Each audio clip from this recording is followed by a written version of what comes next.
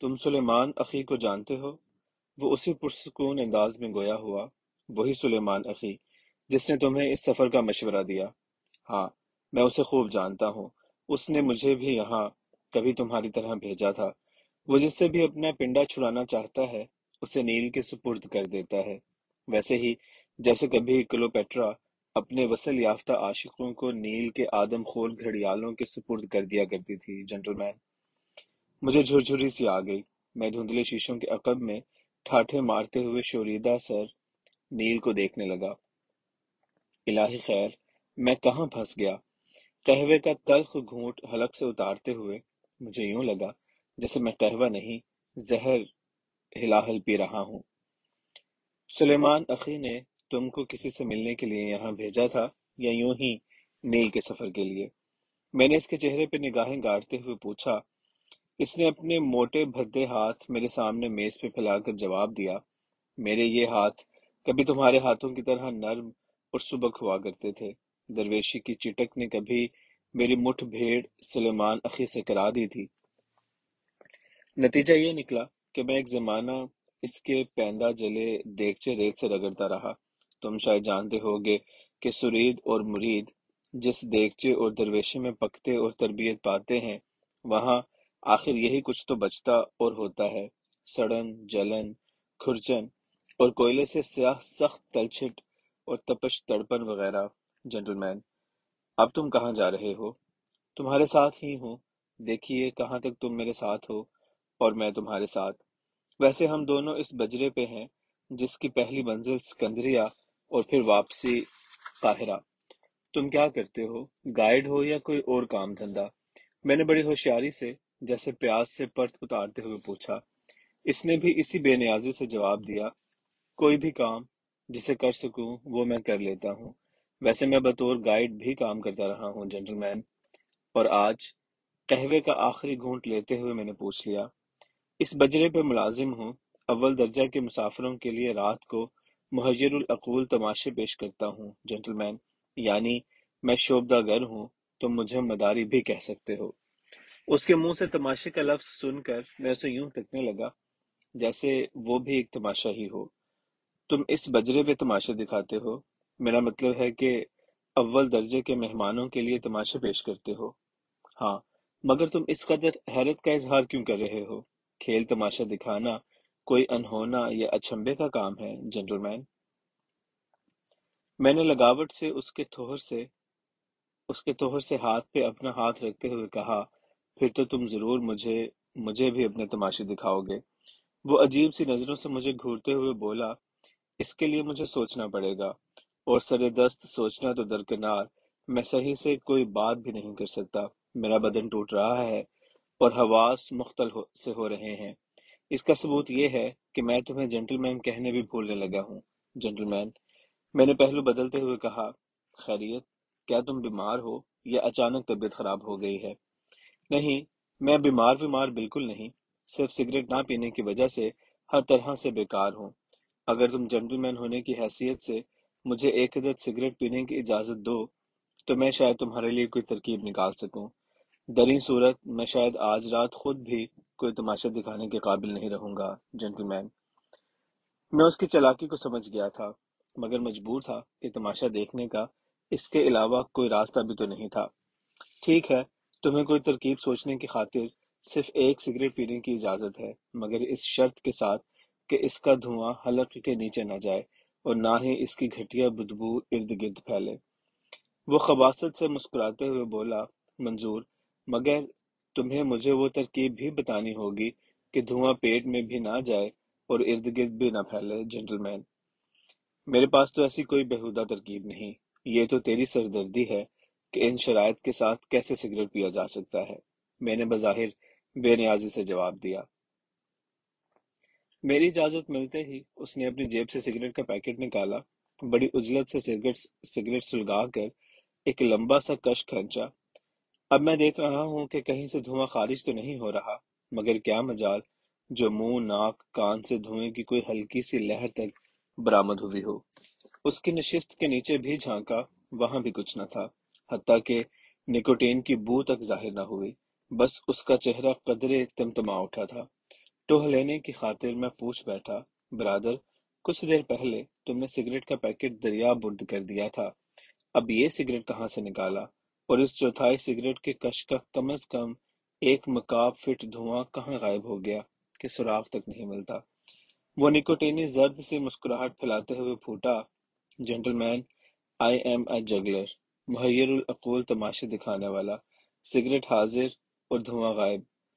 Cigarette حاضر اور دھواں غائب کرنا یہ کون سا مشکل کام ہے؟ اس نے جو ایک اور زوردار قسم کا کش کھینچا تو باقی ماندہ سگریٹ بھی بھسم ہو گیا، مگر دھوئیں کا نام و نشان تک نہ تھا۔ وہ دھواں پی رہا تھا، کھا رہا تھا یا جذب کر رہا تھا؟ میں خیرہ نگاہی میں یہی سوال لیے اسے دیکھ رہا تھا۔ وہ شاید میری پریشانی جان چکا تھا، کہنے لگا، جنٹل مین دیکھو۔ وہ ہاتھ کے اشارے سے ریلنگ کے ساتھ لگے 2 سوڈانیوں کی جانب اشارہ کر رہا تھا، جدھر ایک لمبے ترنگے سوڈانی کی لمبی ابا کے نیچے سے ہلکا ہلکا سا دھواں نکل رہا تھا۔ یوں لگ رہا تھا کہ اس سوڈانی نے اپنے زانوں کے درمیان کوئی انگیٹھی داب رکھی ہے، جس میں سے گیلے اپلے دھواں دے رہے ہیں۔ میں آنکھیں پھاڑے کبھی ادھر اس مصری کو اور کبھی ادھر ان سوڈانیوں کو دیکھ رہا ہوں، جو شام کے ہلکے ہلکے مل جگہ میں بڑے پیارے موڈ میں آپس کی کسی گفتگو میں مصروف تھے، جبکہ ان میں سے کوئی تمباکو نوشی بھی نہیں کر رہا تھا، لیکن ہلکا ہلکا دھواں مرغولے ان کے ٹخنوں تک برابر ابا کے نیچے سے نکل رہا تھا۔ وہ میری حیرانی اور پریشانی سے خوب محظوظ ہوا۔ دیکھتے ہی دیکھتے بمشکل 5-6 جھٹکے دار کشوں سے اس نے سلگاتے ہوئے سگریٹ کو فارغ کر دیا۔ باقی بچا ہوا مسئلہ کچلا سگریٹ دریا برد کرتے ہوئے وہ خود بخود بڑبڑانے لگا، مصری سگریٹوں اور عورتوں میں یہی ایک خرابی مشترکہ ہے کہ دونوں لاسٹ لانگر نہیں ہوتے، بے وفا اور جلد یا بدیر ساتھ چھوڑ جانے والے۔ جنٹل مین، بن سوچے میرے منہ سے نکل گیا، یہ تمہارا ذاتی تجربہ ہے یا کچھ ہے ہی ایسا؟ جنٹل مین، اس معاملے میں میرا ذاتی تجربہ کچھ زیادہ ہے، لیکن ہے بھی ایسے ہی۔ اس نے مجھے خشمگی نظروں سے تولتے ہوئے جواب دیا تھا۔ میں نے بھی اسی لہجہ میں جواب دیا، میرا ذاتی خیال ہے کہ ان دونوں مکروہات اور مشروعات کا استعمال اگر قدر احتیاط اور خدا خوفی سے کیا جائے تو شاید ایسا کہنے کی نوبت نہ آئے۔ وہ جان چھڑاتے ہوئے بولا، تم ہندوستانی ہو یا پاکستانی، نیل کے پانیوں کے اثرات اور اسرار کو صحیح سے سمجھ ہی نہیں سکتے، لہٰذا میں توقع کرتا ہوں تم کوئی کام کی بات کرو گے۔ جنٹل مین، کام کی بات تو میں بتا چکا ہوں، میں اوپر والے عرصے پہ ہونے والے پروگرام دیکھنا چاہتا ہوں۔ ہاؤس فل ہو جانے اور وقت اور جیب کی تنگی کی وجہ سے مجھے وہاں نشست نہ مل سکی۔ تم نے سگریٹ پینے کی اجازت کے بدلے میری مدد کرنے کا وعدہ کیا تھا، سو تم نے سگریٹوں کا کورس پورا کر لیا ہے، لہٰذا اب تم ایک جنٹل مین کے وعدے کی طرح اپنا عہد نبھاؤ۔ اس نے گدلی موٹی موٹی آنکھوں میں بڑی تیزی سے مکاری کی پرچھائیاں لہرائیں۔ مجھے یقین ہو گیا اب یہ یہاں اپنا ترب کا پتہ پھینکے گا۔ وہ جہاز کے اوپر والے عرصے کو دیکھتے ہوئے بولا، کیا تم جانتے ہو جہاز کا یہ سفر کتنے روز جاری رہے گا جنٹل مین؟ یہ بھی تمہیں بہتر بتا سکتے ہو۔ فی دن بھی ایک پیکٹ لگایا جائے تو تمہیں کم از کم 6-7 پیکٹوں کے پینے کی اجازت تو بہرحال دینی ہی پڑے گی، اور وہ بھی ایڈوانس۔ جنٹل مین، دیکھ لو تم اپنے جنٹل مین پرامس میں زبردستی کی گنجائش پیدا کر رہے ہو۔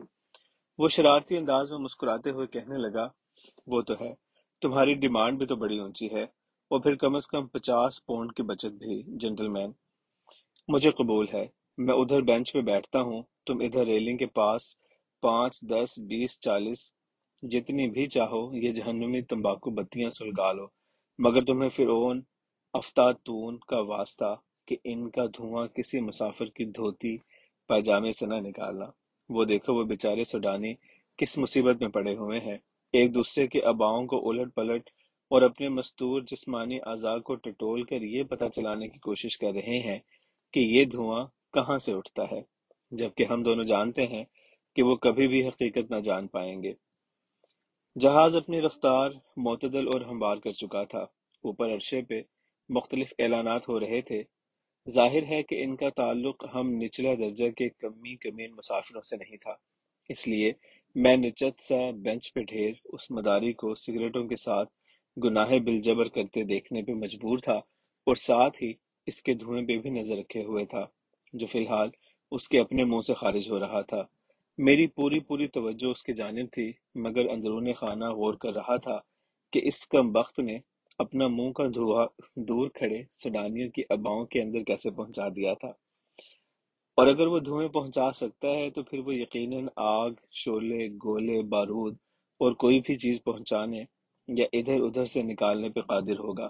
اسی طرح وہ اپنا خیال، سوچ، ارادہ یا کوئی اچھا برا حکم بھی منتقل کر سکتا ہے، دوسروں کی سوچیں، خیالات پڑھ سکتا ہے، ارادے جان سکتا ہے۔ میں اسی قسم کی ٹامک ٹوئیوں میں غلطاں تھا کہ وہ میری جانب متوجہ ہوئے وہیں سے ہانکنے لگا، جنٹل مین، میں وہاں پہنچوں یا تم میرے پاس پہنچتے ہو؟ میں توأن کرہن اٹھا تو اس کے پاس پرانی جگہ پہ جا کھڑا ہوا۔ فرمائیے، کہہ کر میں نے منہ دوسری جانب کر لیا، کیونکہ اس نے وہاں اچھا خاصا مصری نکوٹین کا کھڑمس مچایا ہوا تھا جو میری برداشت سے باہر تھا۔ وہ کہنے لگا، کبھی کبھی کوئی ناپسندیدہ چیزیں بھی برداشت کرنی پڑ جاتی ہیں، یہی تو اصل امتحان یا آزمائش کا وقت ہوتا ہے۔ ہو سکتا ہے کہ میں بھی تمہیں اپنی انتہائی برداشت کی حد تک برداشت کر رہا ہوں۔ پہلے بھی بتا چکا ہوں کہ ناپسندیدہ اور کڑی تلخ چیزیں اور حقیقتیں ہی اصل میں کوتاہ اندیشی، سطحی عارضی خوشی اور بلغمی سوچ اور فکر کی مسلح ہوتی ہے۔ جیسے ابھی ابھی تم شے، مادہ اور عنصری محرکات کے انتقال کے بارے میں دماغی ورزش کر رہے تھے، یہ سب ذہن، سوچ، ارادے اور حت الیقین کا نظری ارتکاز ہے، اور انتہائی معمولی چیز۔ سوچو، اگر میں حقیقت میں ایسا کر سکتا ہوتا تو آج یہ گھٹیا سگریٹ، اس گھٹیا جہاز کی گھٹیا نوکری اور اس گھٹیا عرصے پہ تم ایسے گھٹیا شخص کے پاس کھڑا ہوتا، جنٹل مین۔ میری انگلیوں میں ہوانا یا مراکش کا بڑھیا سگار ہوتا، میں دنیا کی قیمتی ترین پرتعیش یونانی کشتی سمندر کی جل پری کے دیوان خاص میں برفانی چیتے کی سفید کھال والے صوفے میں دھنسا ہوتا، میرے سامنے بیلجیم کے قیمتی کرسٹل کے جاموں میں نہ پڑے ہوتے جن کے شفاف پیٹ، بازو اور سینے جزیرہ ہوائی کی مہنگی اور اعلیٰ ترین سفید شراب سے شرابور ہوتے، اور میرے پہلو میں تمہاری بجائے لبنان کی حسین ترین مغینہ رقاصہ سمیہ درویشک ہوتی، جس کے صوتی زمزموں کے ارتعاش سے مردہ حیات میں گلزار کھل اٹھتے ہیں، جن کی جنبش اعضاء سے کائنات وجد میں آ جاتی ہے، اور جس کے حسن جہاں سوز سے میرے جسم میں آگ سے لگنے لگی تھی۔ میں بجلی کی سرعت سے اس کے آگے ہاتھ جوڑ کر کھڑا ہو گیا، گڑ گڑاتے ہوئے کہا، تمہیں کلوپٹرا کا واسطہ، یہ لن ترانی یہیں بند کر دو، آگے ایک لفظ بھی مت کہنا، ورنہ میں یہیں سے جہاز سے کود جاؤں گا۔ وہ اپنی اسی بے طرح کے نیازی سے بولا، تم شاید نیل کے پانیوں کی ہولناکی اور اس کے اندر دندنانے والے خوفناک آدم خور گھڑیالوں کی خوش خوراکی سے واقف نہیں ہو۔ یہ گھڑیال مصری جادوگرنی یعنی کلیوپٹرا کے پالتو گھڑیالوں کی اس نسل سے ہیں جنہیں وہ ہر نئی صبح کاذب اپنا ایک شب کا عاشق صادق بطور ناشتہ پیش کیا کرتی تھی۔ جنٹل مین، دنیا کا بڑے سے بڑا سخت کوش خودکشی کرنے والا بھی اس نیل میں کودنے والے طریقۂ خودکشی کو خوش دلی سے قبول نہیں کرتا۔ اس سے تو لاکھ درجہ بہتر خودکشی یہ ہے کہ انسان اس دنیا خانہ خراب میں چند برس اور زندہ رہنے کو ترجیح دے لے۔ بولو جنٹل مین۔ میں خواہ کچھ بولتا، مجھے اپنی ہانکی بانکی پہ بڑا ناز تھا، مگر جب سے میں اس مصری اونٹ کے نیچے آیا تھا میری بولتی بند ہو گئی تھی۔ میں نے اپنی گز بھر کی لپیٹ دانتوں تلے دے کر اپنے کان پورے کھول دیے تھے۔ نیل کے گھڑیالوں سے جان بچانے کا سر دست میرے پاس اور کوئی چارہ نہیں تھا۔ شام کے جھٹپٹے میں کیفیٹیریا کی میز کے گرد بیٹھے کڑوے کسلے قہوے اور شیریں خوش ذائقہ تربوز سے منہ ماری کر رہے تھے، اور ساتھ ساتھ وہ مجھے اوپر والے درجے کے متعلق معلومات بھی بہم پہنچا رہا تھا کہ وہ اس جہاز پہ جز وقتی ملازم ہے، یعنی مہینے میں وہ 2 بار جہاز کے سفر کے ساتھ شامل ہوتا ہے، باقی کے دن وہ اپنے گاؤں چلا جاتا یا پھر قاہرہ میں آوارہ گردی کرتا رہتا۔ اپنے بارے میں یہی بتا رہا تھا کہ جہاز پہ حیرت میں مبتلا کر دینے والے تماشے پیش کرتا ہے۔ نوعیت بتانے میں وہ تاہم گریزاں تھا۔ اس نے اول درجے کے اس عرصے پہ میری شرکت یقینی بنانے کے لیے یہ راستہ نکالا تھا کہ میں اس کے معمول یعنی معاون ساتھی کی حیثیت سے شمولیت کروں۔ اس کے مستقل معاونوں میں ایک جوان خوبصورت سی لڑکی، ایک ادھیڑ عمر عورت اور دو مرد تھے۔ اتفاق کہ ان میں سے ایک مرد ساتھی کسی وجہ سے اس سفر میں شامل نہ ہو سکا تھا۔ جہاز کے قہوہ خانے سے وہ مجھے اپنے کیبن میں لے آیا تھا، جو اسی تھرڈ کلاس کے عرشہ پہ انجن کے دودکش والے جھکاؤ کے نیچے ایک نہایت نامعقول سی جگہ پہ واقع تھا۔ انجن کی گھڑگھڑاہٹ اور گرمی نے اسے جہنم کی جانب کھلنے والی ایک تنگ سی گلی بنا رکھا تھا۔ کیبن میں داخل ہوتے ہی مجھے ابکائی سی آنے لگی۔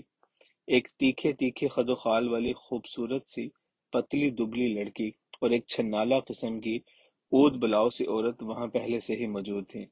وہی مصری گھٹیا سگریٹ اور مقامی گھٹیا بیئر کی بڑی بڑی سی بوتلیں۔ وہ مجھے دیکھتے ہی آپس میں کھسر پھسر کرنے لگی تھیں۔ عربی زبان میں کہنے سننے کو بڑی فصاحت و بلاغت ہے، مگر عام مصریوں کی روزمرہ کی عربی سن کر عربی سے کچھ کھٹی لسی کی بو بسان سی آنے لگتی ہے، جیسے مصری عربی نہیں بول رہے بلکہ کھٹی باسی لسی سے ایک دوسرے کے سر دھوار رہے ہیں، یا بلیاں بطخیں آمنے سامنے ایک دوسرے کو دانتوں پنجوں کے بجائے عربی سے نوچ کھسوٹ رہی ہیں۔ میں نے انہیں السلام علیکم کہا۔ انہوں نے وعلیکم کی جگہ سر اسبات میں ہلا کر اشارے سے بیئر اور سگریٹ نوشی کی دعوت دی۔ مصری مداری نے غیر مانوس سے الفاظ میں کچھ کہا تو انہوں نے سہم کر اپنی دعوت کو سمیٹ لیا۔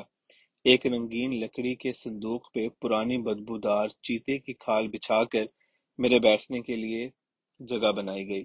تنگ اور چھوٹے سے کیبن میں، جہاں ڈھنگ سے بیٹھنے کے لیے بھی جگہ کم تھی، علم غلم سے اٹا پڑا تھا۔ مولا، میں کس جنجال پورا میں آ پھنسا۔ میرے ارد گرد نیچے اوپر ایسی ایسی نادر الوجود اور پرہیبت و حیت اشیاء پڑی ٹھونسی ہوئی تھی کہ میں کسی ایک کو سالم حالت میں نہیں دیکھ سکتا تھا۔ میرے نیچے چیتے کی کھال تھی۔ میں نے دیکھا کہ اس کھلے بے دانت جبڑے میں اچھالنے والی گیندیں ٹھوسی ہوئی ہیں۔ آنکھوں کے گڑھوں میں کانچ کے ڈیلوں کے بجائے آڑو کی گٹھلیاں پھنسی ہوئی ہیں۔ اسی طرح اژدہے، مگرمچھ، حنوط کیے ہوئے الو اور گدھ۔ معلوم ہوتا تھا حضرت نوح علیہ السلام کی کشتی کے جو جانور دوران سفر فوت ہو گئے ہوں گے، وہ سب اسی مصری بغلول کے تصرف میں آ گئے تھے۔ وہ سگریٹ سلگاتے ہوئے مجھ سے مخاطب ہوا، جنٹل مین، تم اوپر والے عرشے میں صرف ایک ہی ترکیب سے پہنچ سکتے ہو، وہ یہ کہ میرے کھیل تماشے میں میرے معاون بن جاؤ۔ اس طرح تم بلا کسی روک ٹوک اور 50 پونڈ ادا کیے بغیر اوپر پہنچ سکتے ہو۔ میرے کھیل کے بعد میرے کھیل کے بعد بھی میں تمہارا وہاں ٹکنے کا بندوبست کر دوں گا۔ اس طرح تم پورے سفر کے دوران اول درجے کے پروگراموں سے لطف اندوز ہو سکتے ہو۔ البتہ آرام اور سونے کی خاطر تمہیں یہیں اسی عرشے پہ اپنے کیبن میں آنا پڑے گا۔ بولو، کیا کہتے ہو؟ ارادہ ہو تو میں تمہیں تمہارے کام کی ریہرسل کروا دوں، جنٹل مین۔ میں اپنا خشک حلق تر کرتے ہوئے پوچھنے لگا، مجھے کیا کام کرنا پڑے گا؟ وہ بڑی آسانی سے بتانے لگا، تمہیں پہلے انسان اور پھر چیتا اور پھر ایک بار انسان بننا پڑے گا۔ بہت آسان اور دلچسپ کام ہے، جنٹل مین۔ میں اپنے دماغ میں حساب لگانے لگا، پہلے انسان، پھر چیتا اور پھر انسان۔ میرے تو کپ کپی چھڑ گئی۔ پہلے تو آدمی سے انسان بننا مشکل ہے، پھر انسان سے چیتا بننا بھی کچھ آسان کام نہیں، اور پھر دوبارہ چیتے سے انسان کے قالب میں ڈھلنا تو اور بھی کارےدار ہے۔ میں میانے کے انداز میں کہنے لگا، یہ کام مجھے مشکل دکھائی دیتا ہے، کوئی اور آسان کام بتاؤ۔ میں تو بلی کی میاؤں سے ڈر جاتا ہوں اور تم مجھے چیتا بنانے جا رہے ہو۔ ویسے آپس کی بات ہے، کیا انسان چیتا بن سکتا ہے؟ اور اگر بن جاتا ہے تو پھر کیا انسان کے قالب میں دوبارہ بھی ڈھل سکتا ہے؟ وہ مجھے یوں گھورنے لگا جیسے میں نے اس سے یہ پوچھ لیا ہو، تمہارا باپ انسان تھا یا کوئی چیتا؟ وہ کسمساتے ہوئے بولا، کیا تم خود بدبودار مٹی سے انسان کے قالب میں نہیں ڈھلے؟ اور تم پھر کیا دوبارہ بھری مٹی میں تبدیل ہو کر سہبارہ حساب کتاب کے لیے زندہ نہیں کیے جاؤ گے؟ جنٹل مین، میں نے تو تمہیں چند لمحوں کے لیے حیوان و حش بننے کے لیے کہا ہے۔ محض چند تھر تھراتے ہوئے ثانیے تم دھاڑتے ہوئے چیتے نظر آؤ گے، سچ مچ نہیں بنو گے۔ یہ محض فریب نظر کا کھیل ہے۔ مجھے شاید فریب نظر کے کھیل تماشے دیکھنے سے کوئی دلچسپی نہیں، ہاں کسی اللہ والے فقیر درویش کی نگاہ نظر کا تصرف حاصل ہو جائے تو خوش قسمتی سمجھوں گا۔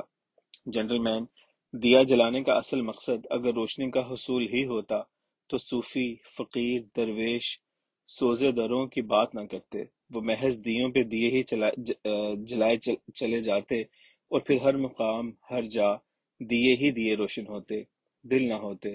یہ تو محض سمجھانے کے لیے روشن کیے جاتے ہیں کہ ہدایت کی روشنی حاصل کرنے کے لیے کن وسائل، کیا کچھ لوازمات، طور طریق اور ہنر اور احتیاط کی ضرورت پیش آتی ہے۔ جو نگاہ نظر دیے کہ لو پہ ہی ٹھہر نہ سکے، وہ نور کی تجلی کو کیوں کر برداشت کر سکتی ہے؟ جنٹل مین